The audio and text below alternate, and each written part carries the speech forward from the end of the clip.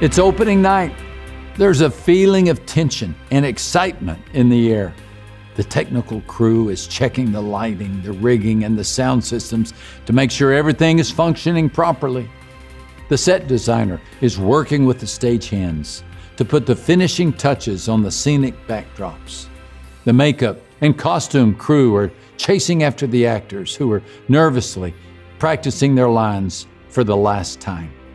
They are counting down the minutes until the curtain opens and they step into the spotlight to play their part in this epic drama. So much is riding on this moment. Throughout the winter, the actors have been meeting to rehearse their lines and refine their performances. They've braved the cold, the snow, and the general weariness that comes with the winter season and the constant rehearsals. What's kept them going all these months is the circled opening night date on the calendar. That day has finally arrived. Winter has passed, springtime is here, and the time has come for them to step onto the stage and prove that all their hard work was truly worth the effort. Like these actors, God has given us a role to play in the grand drama that we call life. And there will be times when He will call us to step onto the stage to perform the part that He has designed for us. These are exciting moments. The opening day in springtime when all seems possible. But the reality is that most of our moments will feel more like those cold rehearsal times in winter, seasons when it feels like we are outnumbered by foes and outmaneuvered by fate and outdone by fear. We wonder if the part that we have to play will make any difference at all. If there is anyone who could relate to such sentiments, it was a young woman in the Bible named Esther. Her story is one that rivals the great dramas of Hollywood, filled with intrigue, plot twists, noble heroes, and a devious villain. But unlike our modern blockbuster movies, the events related in the book that bears her name are true. And as the curtain rises on this actor, we find that the stakes couldn't be higher for the role that God was calling her to play. The audience members are now in their seats. The director gives a quick nod to the symphony conductor. The baton is lifted and the music begins. A quick read of the pamphlet provided by a helpful usher reveals that the setting for our tale is the city of Susa in the 5th century BC. Susa was the winter palace for the kings of the mighty Persian Empire. The empire was immense, controlling more than 2.9 million square miles at the time and comprising roughly 44% of the world's population. It stretched from India to North Africa. As the lights come up, we see the first character in this divine play, a solitary figure on the stage. His name is Xerxes, and he is the king of the Persian Empire. History tells us about his exploits. He had recently suppressed a revolt among his subjects in Egypt and was now planning a campaign against Greece. The Bible tells us about his character. As we read, in the 3rd year of his reign, Xerxes gave a banquet for all his nobles and officials. The military leaders of Persia and Media, the princes, and the nobles of the provinces were present. Xerxes promised wealth and rewards to all warriors willing to join the campaign. And to prove that he could make good on his promise, he staged a 6-month extravaganza. For a full 180 days, he displayed the vast wealth of his kingdom and the splendor and glory of his majesty. It was a Mardi Gras of drinking and dining. Guests from 100 posts and ports, officials, power brokers, and wannabes mingled, schmoozed, and indulged feasts on a dozen tables. But toward the end of the carnival, the king's true colors began to appear.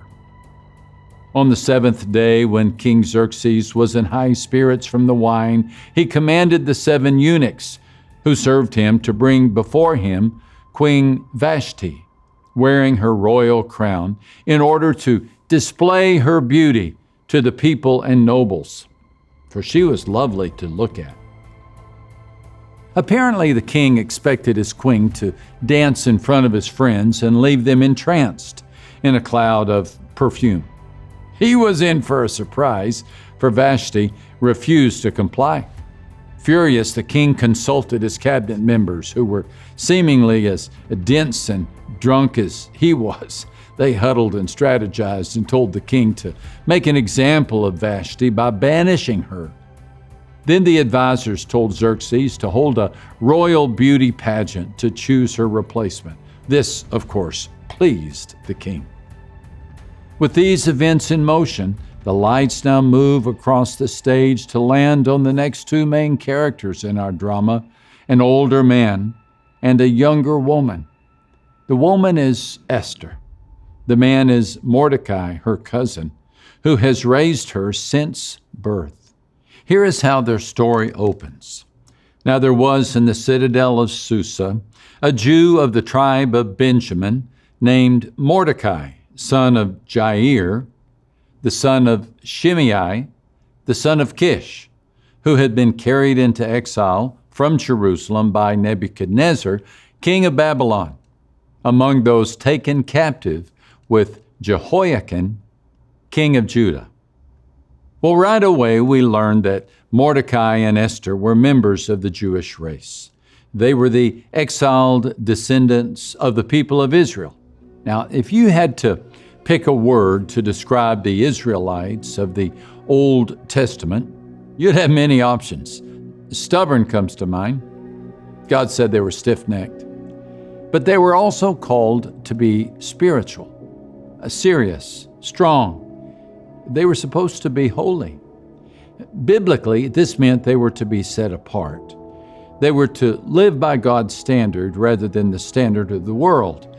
It was a call to both display and demonstrate God's righteousness. When God first called Abraham out of the land of Ur, he ordained him to be the father of a holy nation. He promised Abraham, "I will bless those who bless you, and I will place a curse on those who harm you, and all the people of the earth will be blessed through you." That global blessing would come in the birth of Jesus Christ, a descendant of Abraham. The children of the patriarch were to be curators and caretakers of the promised seed of heaven. The Jews were the family tree that would bear the greatest fruit, the Redeemer of the world. For this reason, they were to remain distinct. They were not to marry non-Jews, worship pagan deities, or embrace the pagan culture. God summarized this high standard when he proclaimed, "You shall be holy, for I, the Lord your God, am holy." Sometimes the Israelites succeeded in meeting this standard, but more often than not, they failed. Eventually, God determined to get their attention and return their hearts back to him through exile. In 586 BC, he allowed the Babylonians to sack Jerusalem and begin the forced deportation of its citizens. In 539 BC, the Persians sacked the Babylonians. Now, as I mentioned a moment ago, Mordecai and Esther are the main characters in our drama, but in Act 1, they are nowhere close to resembling the heroes of our tale. Just look again at the text. Now, there was in the citadel of Susa a Jew of the tribe of Benjamin named Mordecai, son of Jair. Mordecai was living in the citadel of Susa, which was the political thicket of the Persian Empire. Even worse, we read later that he was on duty at the palace. He didn't just live at the citadel, he worked there. Moreover, Mordecai had adopted a pagan name. The name Mordecai was an adaptation of Marduk, which was a Persian male deity. It's hard to believe that a modern-day Jew would name his son Mohammed, or that a God-fearing citizen of Israel would work for the Iranian military. So how do we explain a Jewish man named after a pagan deity who is living on a Persian payroll? Well, the answer is obvious when we look again at the account. Mordecai was the son of Jair, the son of Shimei, the son of Kish, who had been carried into exile from Jerusalem by Nebuchadnezzar, king of Babylon. In other words, Mordecai was 3 generations removed from the first Jerusalem exiles. And somewhere along the line, he had begun to assimilate into the Persian culture and blend in rather than stand out. He had gone clandestine with his convictions and deferred his theology to bureaucracy. He had swapped his cultural identity for personal security. Even worse, he had encouraged his family to do the same. As the story states, Mordecai had a cousin named Hadassah, whom he had brought up because she had neither father nor mother. This girl, who was also known as Esther, was lovely in form and features, and Mordecai had taken her as his own daughter when her mother and father died. The name Hadassah comes from the Hebrew word for myrtle, which implies righteous, and this name fits because, as we'll soon see, Hadassah was made of the right stuff to take the righteous stand. But here, at the beginning of the story, she was called Esther, in deference to the Persian goddess Ishtar. History reveals that the polytheistic Persians, like the Babylonians before them, did not require their conquered peoples to give up their gods. Go ahead, they said. Sacrifice to your cow, pray to your moon, bow before your goddess. But just worship the gods of Persia as well. Now, this was a problem for the Jews. They were to worship only God and have no other gods before him.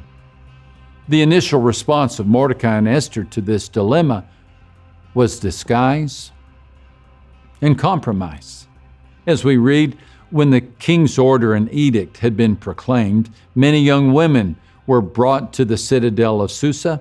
Esther was also taken to the king's palace. She had not revealed her nationality and family background because Mordecai had forbidden her to do so. Esther and Mordecai had chosen to create a world of hidden identity. I envision Mordecai and Esther seated around a table to discuss the strategy. Esther, Mordecai says, this is the best plan. She shakes her head slowly. But they will know, she replies. They will find out. Mordecai is adamant. Not if you're careful. Say little, offer nothing, go unnoticed. Listen, Esther, our people are adrift here in Susa. No one remembers Jerusalem. No one remembers the temple. Your parents, may their memory be blessed, lived and died in Persia. We will do the same. It's best just to make the best of it. So it was that Mordecai entered Esther into a bachelorette contest, knowing the competition included a night in the bed of a Gentile king. He told her to show him a good time and keep her nationality a secret, and she complied. The soft butter of their convictions melted against the warm knife of pragmatism. They buried their Jewish identity beneath layers of compromise. Of course, we face the same temptation today. The compulsion to compromise affects us all, not in Persia, but at work, at school, on the bowling league, in the pony league. Everything around us says, conform, be a part of the gang, forget your uniqueness, blend in, fit in. Our society permits all beliefs except an exclusive belief. It says it's okay to do whatever you want as long as you accept what everyone else does. The incontestable value of our culture today is tolerance. Ironically, the champions of tolerance are intolerant of a religion like Christianity that adheres to one Savior and one solution to the human problem. To believe in Jesus as the only Redeemer is to incur the disdain of Persia. This is why we must remember our true identity. As Peter writes, we are temporary residents and foreigners of this world. Our eternal citizenship is not the one printed on our passports. We are subjects of a different king. We heed a higher law. We follow a greater good. We have the same mandate as the Israelites of the Old Testament, to be caretakers of God's promise. The message of Jesus has been entrusted to us. And we have the hope the world needs, especially a world that is wrapped in winter. This is not the time for us to blend in and assimilate, but to heed God's call and follow His standard. And make no mistake, our standard is still holiness. The same Creator who told the Israelites, "You shall be holy, for I, the Lord your God, am holy," also told the church, "Do not conform to the pattern of this world, but be transformed by the renewing of your mind. Then you will be able to test and approve what God's will is, His good, pleasing, and perfect will." Sadly, as the curtain closes on Act 1 of the story of Mordecai and Esther, they are not heeding this call. Fortunately, their part in the play doesn't end here. In the next act, our duo will recall their identity and accept God's invitation to partner with Him. And God, who is happy to give His children a second chance, will put them straight to work. He will show them, just as He will show us, that they have been made for a specific mission that He has in mind.